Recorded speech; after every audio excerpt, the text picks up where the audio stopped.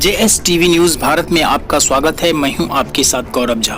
उत्तराखंड के चमोली में रविवार को एक भयंकर हादसा हुई है। बता दें कि रविवार को रोठी ग्लेशियर का एक हिस्सा टूटकर गिर गया, जिसके कारण ऋषि गंगा नदी में विकराल बाढ़ आ गई। इस तरह की आपदा आने से काफी जान माल की क्षति हुई है। बता दें कि रोठी में ग्लेशियर टूटकर गिरने से कई लोग बह गए, तो कई जिनमें 14 सब बरामद की गई हैं। केंद्रीय मंत्री रमेश पोखरियाल तपोवन पहुंचे हैं। बता दें कि भारतीय वायुसेना ने कहा है कि आपदा प्रबंधन टीम के साथ M117 और ALH हेलीकॉप्टर देहरादून से जोशीमठ की ओर रवाना हो चुके हैं। रविवार को सुरंग से निकाले गए 12 लोगों का इलाज कराया गया। बता दें कि चमोली में रविवार को ग्लेशियर टूटने से करीब 153 लोग लापता हो गए।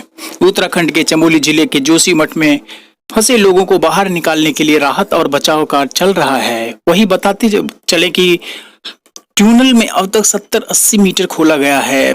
30-40 कर्मी फंसे हुए हैं। भारतीय वायुसेना ने हवाई निरीक्षण भी किया और बताया है कि तपोवन बांध पूरी तरह बह गया।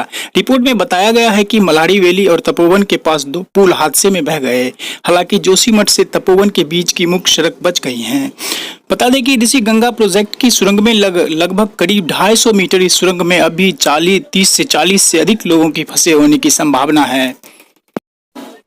यकीनन जिला प्रशासन और पुलिस की मदद से स्थिति पर लगातार नजर रखी जा रही है। उत्तराखंड के मुख्यमंत्री त्रिवेंद्र सिंह रावत ने कहा है कि भारी तबाही और बाढ़ के बाद 125 लोग लापता हैं। बताते चले कि आज DRDO की टीम उत्तराखंड पहुंचेगी। यह टीम चमोली में हादसे वाली जगह का मुआयना भी करेगी और स्थिति का आकलन भी करेगी। आज की खबरों में बस इतना ही। JS न्यूज भारत पर बने रहिए।